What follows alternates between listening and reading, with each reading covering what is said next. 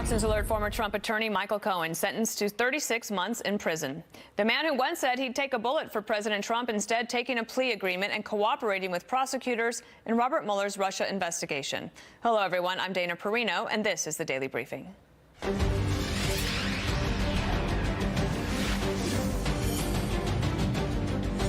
Cohen learning his fate inside a New York City courtroom about 2 hours ago, telling the judge he takes full responsibility for his actions and hitting back at his former boss. Laura Ingle is outside the courtroom in New York. So, Laura, tell us how it all played out today. Hi, Dana. Well, it certainly was a dramatic day inside federal court today. We heard from a lot of different players in front of the judge. We had the prosecutors from two teams, the defense team, and Michael Cohen himself, all of whom tried to tell the judge who Michael Cohen really is, trying to convince him to go one way or the other with the amount of time he was about to give Michael Cohen. Now, Cohen had almost 3 rows of family and friends inside the courtroom as he told the judge he has been living in a mental and physical prison as he worked for a man he once admired, then realized there was little to admire, he said, saying that he had a blind loyalty to Donald Trump and felt a duty to cover up his dirty deeds. Cohen's adult children on hand were visibly emotional during the sentencing, crying when the sentence of 3 years was announced. Prosecutors with the special counsel's office and the Southern District of New York gave their take on Cohen's cooperation and his crimes. A representative with Robert Mueller's team said that Cohen helped them and gave them valuable information in their Russia investigation, while prosecutors with the Southern District of New York said he didn't come anywhere close to helping them with theirs. You might remember the SDNY charged Cohen with 8 charges of tax evasion and campaign finance violations, saying Cohen quite brazenly stole millions from the U.S. government. In addition to the 3 years in prison, Cohen was ordered to forfeit $500,000 and pay restitution of nearly $1.4 million, in addition to a $50,000 fine for both cases. Dana, he was ordered to surrender on March 6th. He left here with his family and did return home to his Manhattan apartment. So he'll be there until he has to start serving his sentence. And where will he actually serve that sentence? Yeah, we found that out today as well. He'll be headed to Otisville Federal Prison, and that's considered a medium security federal correctional facility. We looked into this. This will be, of course, a very far cry from the luxurious accommodations Cohen is used to living in Manhattan. This is a 1,100 capacity facility, northeastern Orange County in New York. Upon arrival, he'll be given a set of clothing, a standard bedroll, 2 sheets, 1 pillowcase, 2 towels. And we also want to add that Cohen's last words to the court today, as he stood in front of the judge, he said, "I'm truly sorry, and I promise I will be better." Dana? One last question for you, Laura. Prosecutors announced just moments ago another agreement that they got today. What is that one about? Yeah, this is very interesting. Of course, we've been following the cases of the payouts to the 2 women that claim to have affairs with Donald Trump before he became president. And prosecutors with the SDNY said that it has previously recorded a non-prosecution agreement with AMI that involves one of the tabloids that we've been reporting on in connection with the publisher's role in making a $150,000 payment to Karen McDougal, who had claimed to have an affair with President Trump before he took office. As it relates to a presidential campaign, that wording within that press release. So they have told us now that they have been working on the sidelines with AMI. They've got some information, and they have given them this previously recorded non-prosecution agreement. So there's more to come on that as well. All right, Laura, thank you very much. Now let's bring in Nicole Argentieri, a former federal prosecutor with the Eastern District of New York. So a lot to cover, and I just want to turn to you, Nicole. Thank you for watching it all today. Help us understand it. For Michael Cohen, so he doesn't have an actual full cooperation agreement. Why is that? So that's correct. So cooperating witness is like a term of art that's used by prosecutors and people in law enforcement. And what that means is somebody has decided to plead guilty to their most serious crimes and tell the government everything bad that they did and everything about all of the crimes, other crimes that other people may have committed. So it's a more fulsome agreement where you really have to give up everyone in your life. So, for example, if Cohen had committed years of crimes that the government didn't already know about, and he wanted to have one of these cooperation agreements, he would have had to tell the government about all of that. And I think the point that the Southern District was trying to make today is he's not that type of cooperating witness. He didn't do that. He very selectively decided what he was going to cooperate about. And therefore, he doesn't have that cooperation agreement. Were you surprised by the sentence of 36 months, or did that make sense? I thought it made sense when you saw that the probation department had recommended 40 months. And so what they do is they provide advice to the judge before the sentencing, and sometimes the parties know about it and sometimes they don't. Here they revealed that their recommendation was 40 months for the crimes he pled guilty to, but they didn't take into account his cooperation with the special counsel's office. Right, and why is that? Because it's separate? I think because probation, it's sometimes difficult for them to weigh how helpful that cooperation was, and Right, it's best they left. don't know. Right, so maybe best left up to the So judge. then a question for you, when Laura Ingle reports that he has to pay this $500,000 and $1.4 million restitution, et cetera, where do they get those figures? Because if, maybe I'm wrong, but wasn't this just supposed to do with the campaign finance violations? So he got sentenced on everything. He got sentenced on the special counsel case, the information that he pled guilty to there, which was lying to Congress, and then the Southern District had charged him with 4 categories of crimes. I think it was tax evasion, lying. So it had nothing really to do with Russia collusion. That's a Robert Mueller thing. This was all today, like all of his business dealings, things that he did, even in his own capacity, that the individual number one didn't direct him to do. Right. He pled guilty to both, right? Because he pled guilty to the tax evasion, to lying to get this home equity loan. But then he also pled guilty to 2 campaign finance violations. And those were the ones where he was acting at the direction of individual 1. And then what about this thing that that Laura just reported too, which is AMI, that's David Pecker's group, friends with President Trump. Now they have a non-prosecution agreement. What does that mean? So this is the first I've heard of it, but what non-prosecution agreement means is that the company is cooperating with the government, and they've entered into a non-prosecution agreement, where the government promises that they will not prosecute them, but they are held to provide information to the government about their activities. And what that says, I'm not sure the context that came out in, is that the Southern District is continuing to build that campaign finance case involving the payments to the Woman 1 and Woman 2 prior to the election. Coming up in the next couple of weeks, we have more. We have Michael Flynn will be sentenced next Tuesday, December 18th. We also have yesterday Maria Butina pleading guilty. So we'll cover all of that. But you're a former prosecutor. Does this give you any indication as to how this might start to wrap up soon, or is that too close to call? I think it's so hard to say. It's an impressive amount of moving pieces, and there's a lot happening. I think it's really hard to read into it too much. All right. Nicole Argentieri, thanks for being here. We love your expertise. Thank you. Thank you. And let's bring in Chris Stirewalt, Fox News politics editor and editor of Halftime Report. So you can imagine that President Trump's supporters are frustrated today because Michael Cohen getting a lot of attention, getting 3 years in prison for things that didn't necessarily directly have to do with him, except for this campaign finance violation, which has nothing to do, they're saying, with Russia collusion. Well, I'll tell you what, he'll pay the cost, won't he? I think it adds an interesting degree of credibility to the unbelievable, literally unbelievable Michael Cohen. This guy's going to prison, and he's not going to the worst prison, but he ain't going to the best prison. He's not going to the country club. And he's going to go do serious time. 3 years is a long time for a dad, a long time for somebody to go do that. Now, he didn't have to do it this way.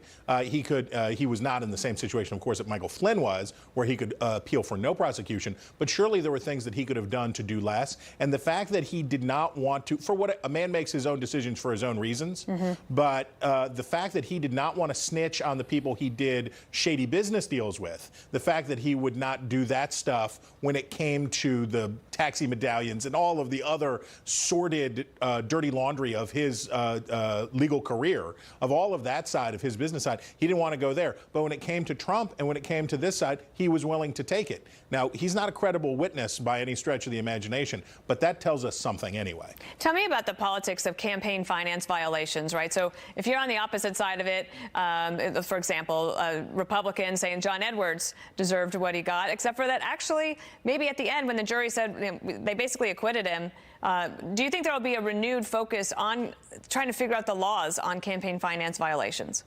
I love Democrats and others talking about the question of, well, is this an impeachable offense? Is this an impeachable offense? Hey, guess what? Here's the joke. Anything's an impeachable offense. The 219 members of the House of Representatives say that it is. So what Democrats are doing, and I shouldn't say all Democrats, some Democrats are doing. And what we see here is this enough? If the president directed a felonious violation of the campaign, if knowing and intentional violation of federal campaign finance laws, is that impeachable? Sure. Good luck selling it to the American people. These are impossibly abstruse laws. And even if this is a red letter violation, right, I'm directing you to secret this money to this sex worker, to silence her so that she will not tell her story before the election and affect the outcome. That's a red letter, no question violation.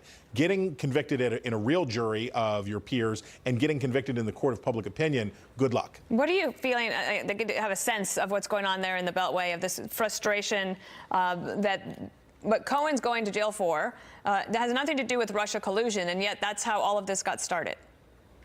Well, Ken Starr wrote a great book, a revealing book about his experience with Bill Clinton and that process and going through all those things. It was a very interesting read. And one of the challenges that special prosecutors face every time is, okay, I find something else, what do I do with it?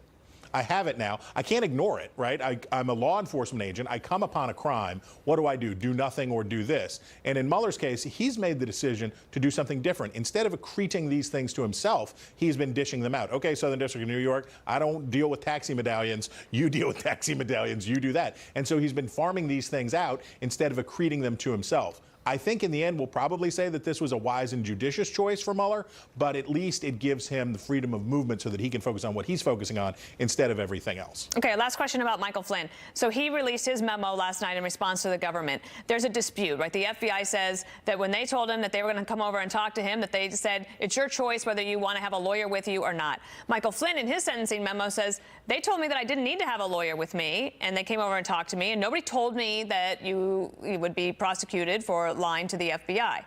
Where do you think that's going to end up? It's like he was buying pot in the parking lot of a Grateful Dead show and said, now you have to tell me if you're a cop, right? If I'm buying, you have to say you're a cop. This is so silly. This is, I mean, it's something that you hear at all levels of the criminal justice system. I remember back when I was covering a magistrate court in Kanawha County, West Virginia. You will hear this from defendants. Well, he didn't tell me he was a cop. I didn't know that. I wasn't aware. Michael Flynn, the director of intelligence for the United States military, a decorated, accomplished military veteran, a guy who was about to become the U.S. NSA, a serious, smart person, knows that you don't lie to the FBI. He knows that. And then the fact that his lawyer goes on further and says, hilariously, and then they didn't correct him. They didn't tell him he might be lying and take him back to redo it so that he could do it better. I think Flynn has acquitted himself pretty well overall. We should just remember that when defense lawyers say stuff, defense lawyers say stuff. All right. Chris Stirewalt, when you say stuff, we listen. Thank you. You bet. Up next, Theresa May's future is hanging in the balance. We are live in London with the latest on that secret vote. And the CIA director briefing House members on the brutal death of Jamal Khashoggi. Will the U.S. pull its support from the Saudi war effort in Yemen?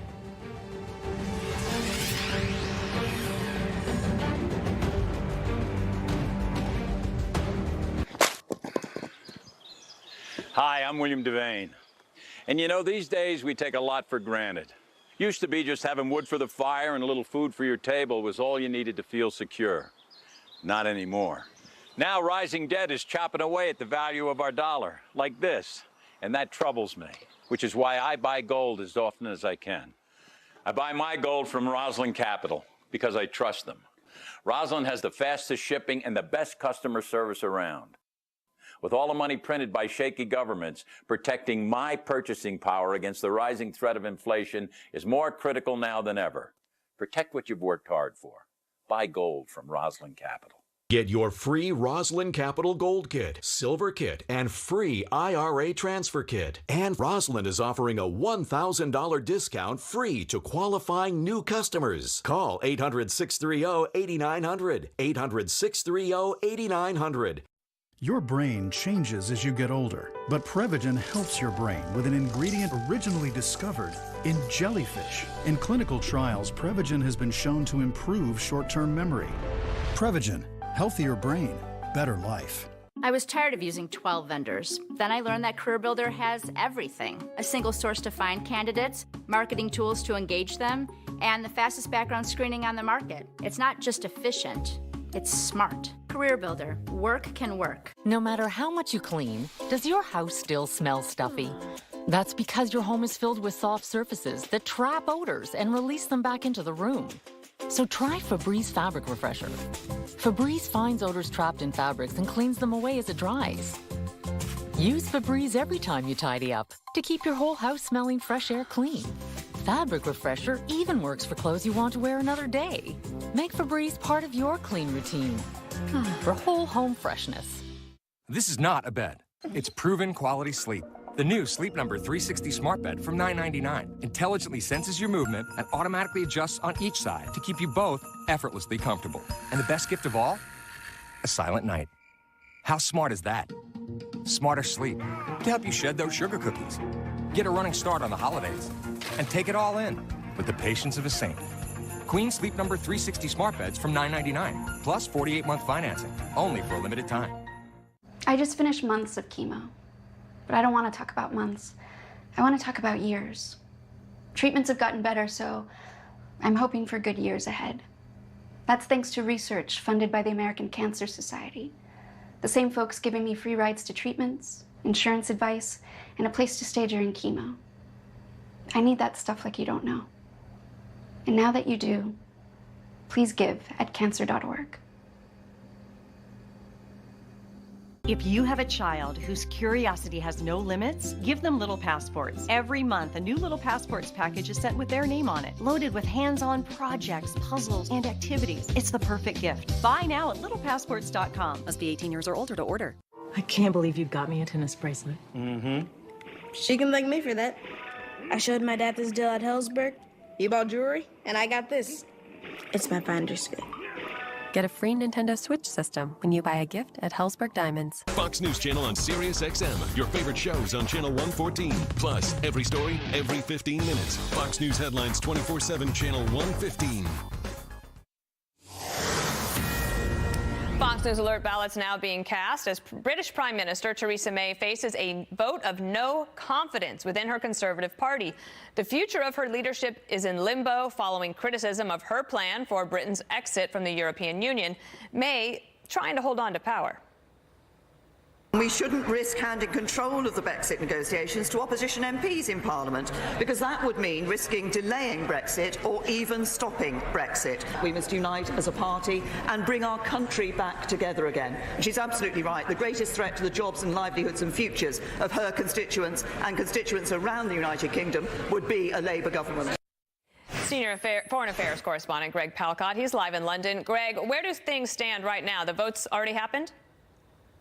It's happening as we speak, Dana. And in fact, Theresa May's political life is on the line, as is her plan for Britain to exit the European Union. As you noted, they call it here Brexit. Right now, the 315 Conservative Party members of Parliament are voting on whether May should continue both as party leader, more importantly, as Prime Minister. This after hardline Brexit members of Parliament demanded a no-confidence vote. Now, that came after a vote earlier this week on May's hard-fought Brexit deal was postponed because no one really liked it. Here is a little bit more of what Theresa May had to say in front of number 10 Downing Street earlier today.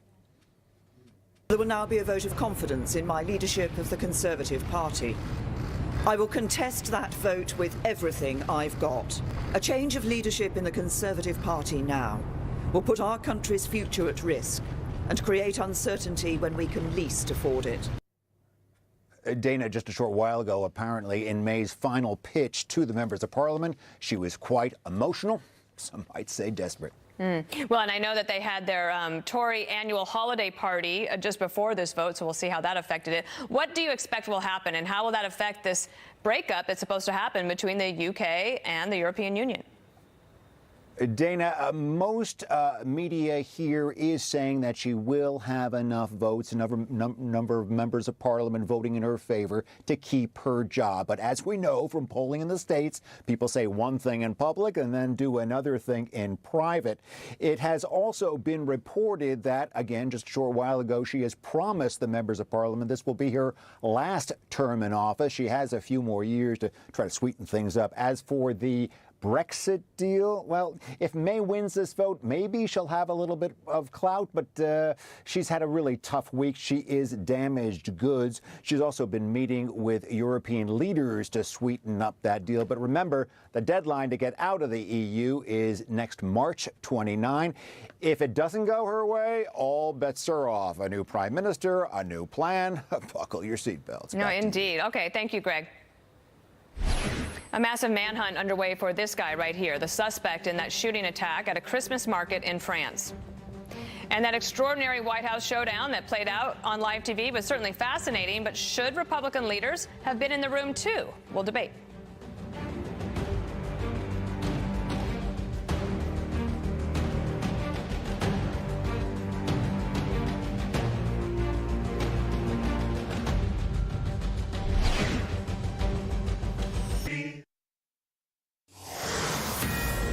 Fox News Alert France on high alert as police search for a terrorist who opened fire on a Christmas market. Police identifying him as a 29-year-old who was an ex-con and is on a terror watch list. 2 people were killed, a third left brain dead. Amy Kellogg is in London. Amy, has there been any progress in the hunt for the suspect? Hi, Dana. Well, police have just put out a very public appeal for witnesses. It has been exactly 24 hours since Sharif Shaikat was on the run, and there are, at this point, over 700 police and security officials on the hunt for him.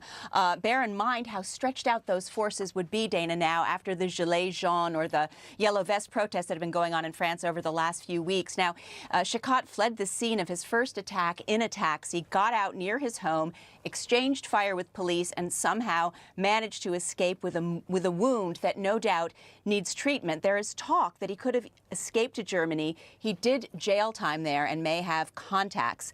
Strasbourg, the capital of Alsace, sits on the border between France and Germany, and each car passing through the border now is being stopped and very carefully checked. The EU, of course, has freedom of movement between countries. Shaikat's parents and 2 brothers have been detained for questioning. The market, the Christmas market, is closed. The town is very quiet. Strasbourg, Dana, is a symbol of Europe, and it is also known by people who celebrate this Christmas market as the capital of Christmas. So what people in the town have been saying tonight is that there's just an overwhelming sense of sadness and melancholy that this town that should be so festive is in mourning and completely quiet tonight, Dana. And Amy, what more do we know about the suspect? Well, just 29 years old, Dana, but with 27 convictions already to his name. He has been in and out of jail. He is French. He was born in Strasbourg, knows the town well, but he's been in trouble since the age of 10. Police had gone to question him yesterday morning, in fact, for attempted murder. He wasn't home. They found weapons in the apartment where he lives, but no radical Islamic literature. However, he had been on the Fiche S list, those people suspected in France of being Islamist radicals. There are 26,000 of them on that list, and he had been on it, Dana, since 2016. He was radicalized in prison, they say, hung out with Islamic radicals, and even though Strasbourg is widely known as this symbol of Europe, it also apparently has a big problem with Islamist radicalization, Dana. All right, Amy Kellogg, thank you for being here. So the Senate just passed an $867 billion farm bill with provisions for farmers hit hard by President Trump's trade war. It allocates billions in subsidies, legalizes hemp, and helps support farmers markets. But many lawmakers have criticized the bill for what it lacks, including proposed cuts to food stamps, work requirements for recipients, and expanded subsidies for farmers' relatives. The bill is expected to also pass the House and eventually be signed by President Trump. President Trump supersizing his military budget request is the end game to divert some of that money to build the border wall. And House members briefed today by the CIA director on the murder of Washington Post columnist Jamal Khashoggi. We will ask Congressman Adam Kinzinger what was said behind closed doors. Spoken to the King, King Salman. I've spoken to the Crown Prince a number of times since the murder of Jamal Khashoggi, and it is absolutely America's intent to hold everyone accountable who was responsible for this.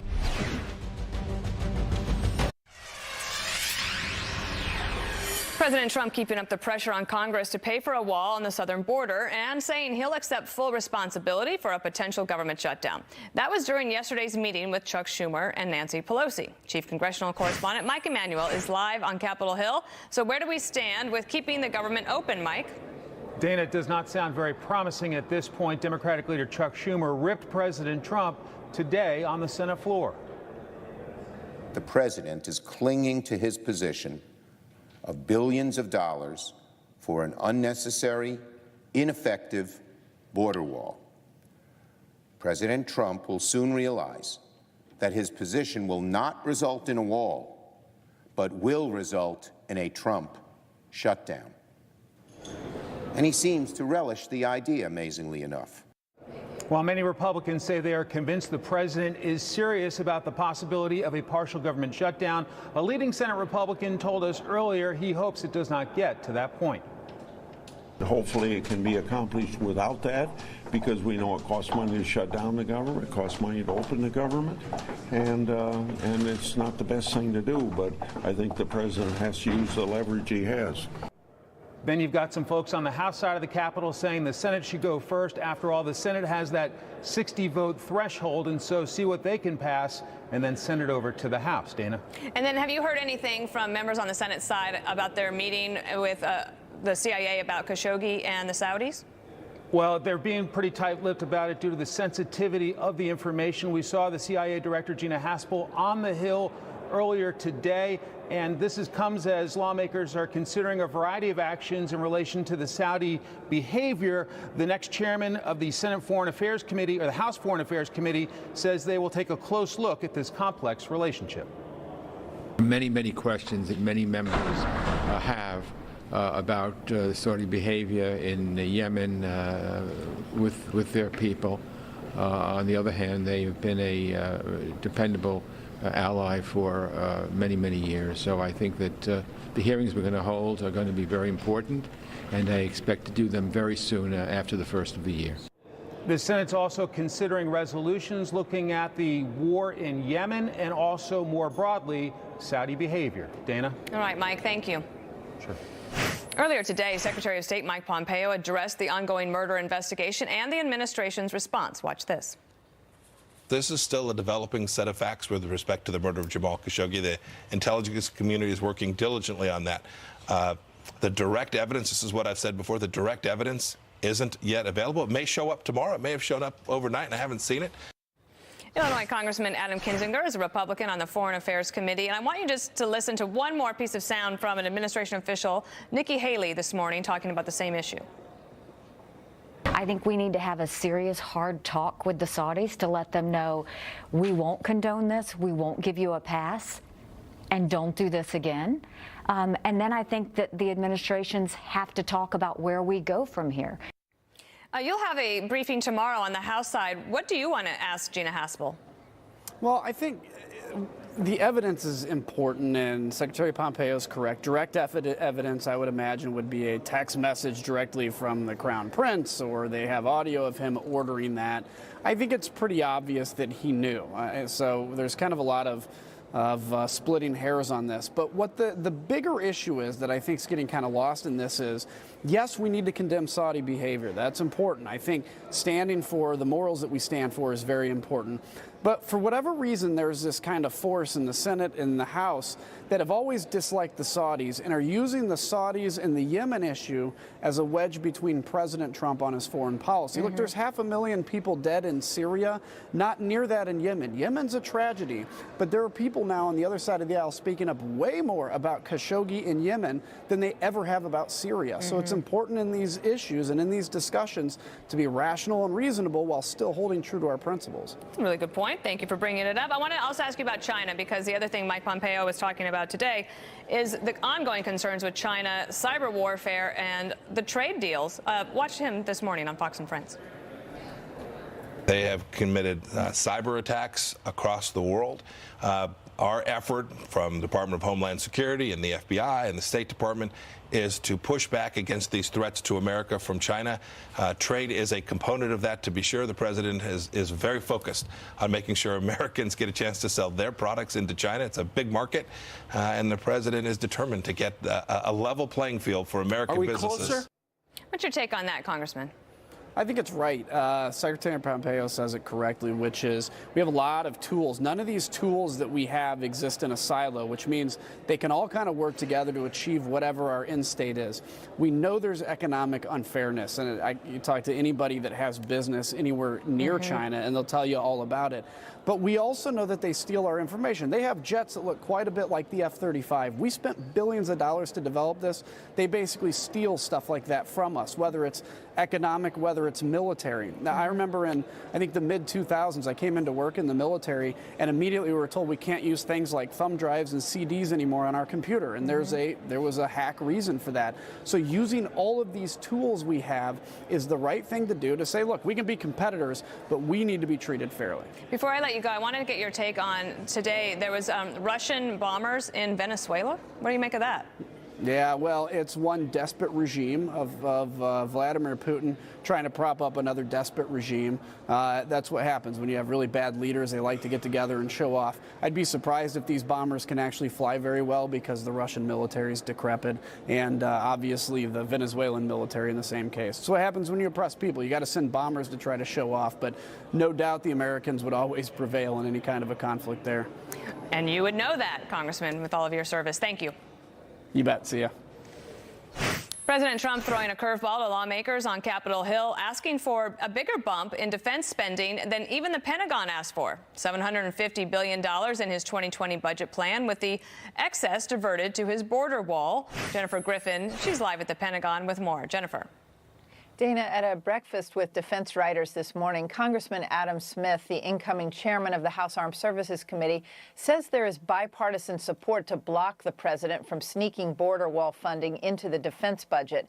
Political insiders see the president's call for a $750 billion budget as a negotiating strategy in the showdown with Democrats over border wall funding. The president made clear his intent in a tweet yesterday. If the Democrats do not give us the votes to secure our country, the military will build the remaining sections of the wall. They know how important it is. Just last week, President Trump announced his top-line budget for the Pentagon was $700 billion for the 2020 defense budget, which would have cut defense by 5% from its current $716 billion. Now he says he wants $750 billion. The turnaround came after he had lunch with Defense Secretary Jim Mattis and both Republican House and Senate Armed Services chairmen last week.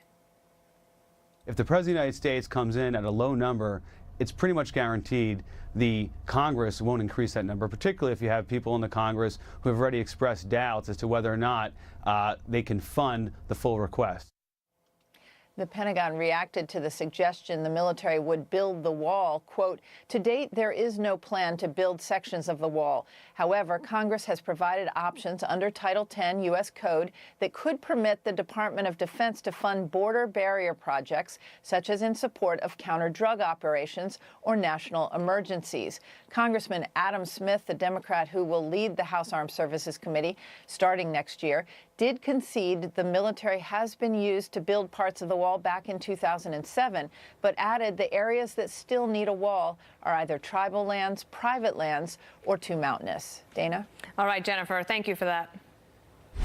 So the showdown over the shutdown, will the federal government really turn out the lights? Plus, criminal justice reform going to a vote in the Senate this week. Will it pass? We'll debate both with our political panel coming up next.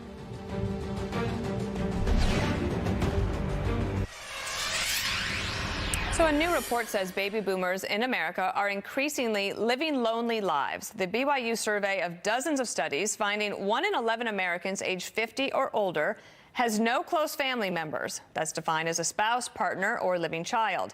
That amounts to about 8 million people. Researchers believe loneliness can take a toll on physical health. They compare its impact on early mortality to smoking 15 cigarettes a day. Uncle Sam could be closer to turning out the lights after a fiery exchange in the Oval Office over border wall funding. The House now considering a $5 billion bill, but its fate far from certain. Michelle Cottle writing an op-ed in the New York Times saying, if Tuesday's preview was any indication, Mr. Trump will spend the rest of his term talking smack, patronizing and tweaking congressional Democrats, and playing ever more wildly to his base. Buckle up, people. With or without a shutdown, things promise to get even bumpier. Josh Holmes is a former chief of staff to Mitch McConnell, and Michael Meehan is a former chief of staff to Senator Maria Cantwell. I want to ask you, Josh, yesterday in the Oval Office meeting, do you think it would have been helpful to President Trump and to future efforts if Mitch McConnell and Kevin McCarthy, the incoming minority leader, would have been there to help support him? No, absolutely not. I mean, what Democrats want here is for Republicans to negotiate against each other, basically. And you see Chuck Schumer and Nancy Pelosi constantly trying to get Mitch McConnell involved and trying to get Leader McCarthy involved. And the reason is because they want some help in trying to go against the president. The problem that they have is that McConnell and McCarthy are on the same page as the president. And they're certainly not going to negotiate against themselves or the president in what should be a pretty straightforward deal here. Michael, yesterday after the meeting, you had Republicans and Trump supporters saying the president was awesome in the meeting. He was strong. That you had Democrats saying Pelosi and Schumer, that was excellent. They did such a good job. What do you think the Democrats think today after that Oval Office meeting yesterday? Well, Nancy Pelosi shows that she's a pretty effective fighter herself. She got the president to say that the shutdown would in fact be Trump's, and he not only owned it, he bid on it even harder. So yeah, clearly that. I disagree with Josh. The Republicans still have the majority in both chambers. They can get this done without any Democratic help. So yesterday was a bit of a window dressing show as far as I was concerned. But clearly going forward, you know what, they can't. The simple fact is they can't get it done without Democratic help. You need 60 votes in the Senate, and in this case, you're going to need 9 Democrats. Yeah, and you could easily get them without sitting down with Nancy Pelosi. But anyway, I actually think that, right, Trump's playing to his base. He's got a Republican primary to worry about. He's had a ton of bad news these last 6 weeks. His lawyer went to jail today. Like, he wants to talk about anything but impeachment or the troubles that he's having with people around him. So that's why he's picking the wall fight. Well, but that's a fight he's just picked from the beginning, right, Josh? And so.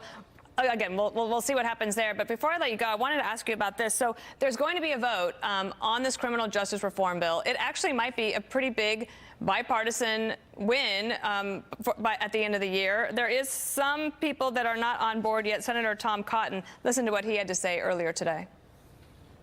Is anyone else surprised that the Democrats are prepared to support a bill that will cut Michael Cohen's sentence by up to a third? I'm shocked the Democrats are going to support a bill that will cut Michael Cohen's sentence by up to a third.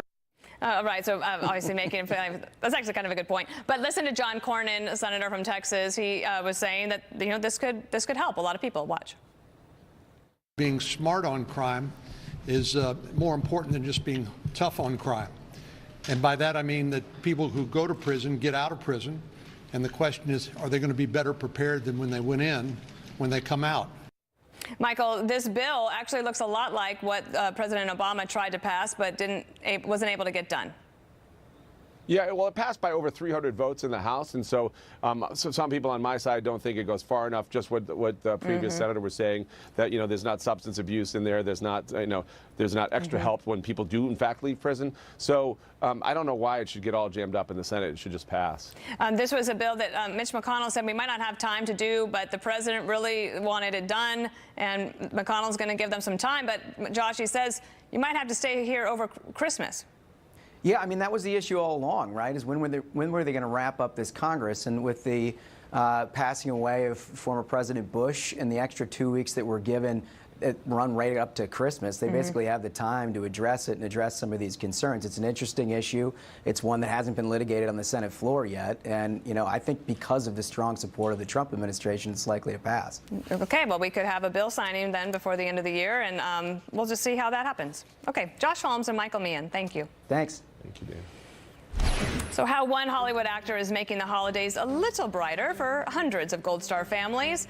Plus, do you enjoy a nice glass of bourbon? On occasion. Jeff Locke, what's got some distillers over a barrel? Tariffs. Take a look at it as they fill it here at a distillery called Michter's. It goes all the way back to George Washington and the American Revolution, but selling them overseas, like in places like that, China and the European Union, could be a problem. We'll tell you why when we come back. Fox Nation Today. The search for a missing Colorado woman intensifies as surveillance video is released to the public. 29-year-old Kelsey Barrett was last seen on Thanksgiving Day at a Safeway in her hometown of Woodland Park. The store's video camera recorded her walking into the store, holding her infant daughter's car seat and grabbing a shopping cart. Barrett's fiancé tells police she dropped their daughter off with him later that day, and last time he communicated with her was via text message on November 25th. It was her mother who reported her missing on December 2nd. And now a look at other stories you should know about. It's our Daily 3. First up, California's insurance commissioner says claims from last month's deadly wildfires are already at $9 billion, and that's expected to rise. This is a local utility reveals that a power pole with bullets and bullet holes at the break point was found in Butte around the same time the fires first started. Next, a small earthquake rattles Tennessee, the 4.4 magnitude tremor striking near Decatur, with its vibrations apparently felt as far away as Atlanta, but no injuries reported. Lily, want to get some more purple paint so we can finish painting the rainbow? Yeah, let's do it. Yeah, okay. So we all recognize Elmo, but his pink friend is Lily, just introduced as Sesame Street's first homeless puppet. Bourbon makers over a barrel as the European Union's tariffs on American goods force some companies to move production to other parts of the world to avoid the problem. But the bourbon industry, they can't really do that. For bigger distillers, the tariffs are just a minor inconvenience. For smaller craft distillers, it can be a very different story. That's why Jeff Flock is live at Michter's American Whiskey in Louisville, Kentucky. Jeff, so how are the tariffs impacting exports there? They try to sell a lot of that bourbon. Absolutely. You're looking at bottles of American whiskey here. They make bourbon, rye. That's the official seal going on right there. And you're right. You make a great point, Dana. When you think about the larger distillers, the Brown-Formans and the rest, they, if you put the numbers up, were able to get product into places like the European Union before the tariffs took effect. So actually the first 6 months of this year, exports were up. But then, since the tariffs took effect, exports down. And I tell you, Michter's is a distiller. You go back to Joe Magliocco, the CEO, goes back to the Revolution. George Washington served this whiskey to the troops. That is a Chinese label. Some distillers have really been hurt by this, Joe. How about you? You know, we really haven't felt much effect from the tariffs at Michter's.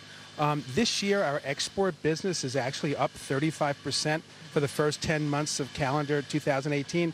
So our export business is quite strong. You know, perhaps we're a little bit different than some of the other companies in that, you know, Michter's is a very high-end product and perhaps a little less price sensitive. Exactly. But our export business has been great. We just had a bottle recently sell at an auction in London for $17,000. So there's a lot of demand abroad. Yeah. So some distillers have been hurt. We talked to distillers earlier this morning, Dana, that have been hurt. Others are muddling through. Nobody blaming the president at this point, though. Sometimes you got to do tough negotiations. Dana? Yeah, that's indeed. They certainly recognize that. And do they try? I just am curious if you could ask the man there. Do they sell a lot during the holidays? It's a good question. Hey, Joe. Obviously, holidays. Give me your sense for the economy right now and sales over the holidays. What do you think?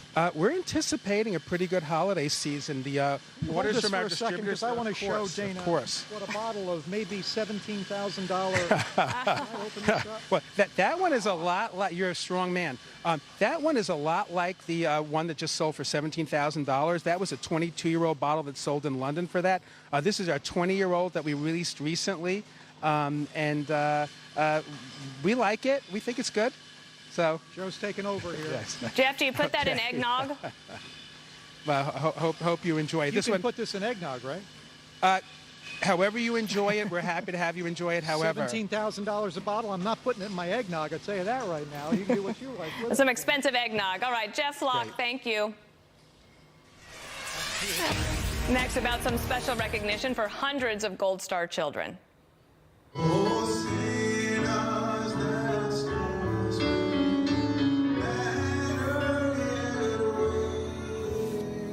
So that was the scene in Nashville this weekend before a charter flight took off for Disney World. The terminal pausing to sing the national anthem for the kids. More fun in Salt Lake City, where Santa greeted the kids. It was all part of the Snowball Express, put on by the Gary Sinise Foundation. Watch this. It's wonderful to see them smiling. You know, that's the whole thing for me, is just to make these kids happy, to let them know they're loved and appreciated. And the good news is this year's Snowball Express provided a free 5-day trip to 1,700 children and surviving spouses of fallen military members. Thanks for joining us, everyone. I'm Dana Perino. Here's Shep.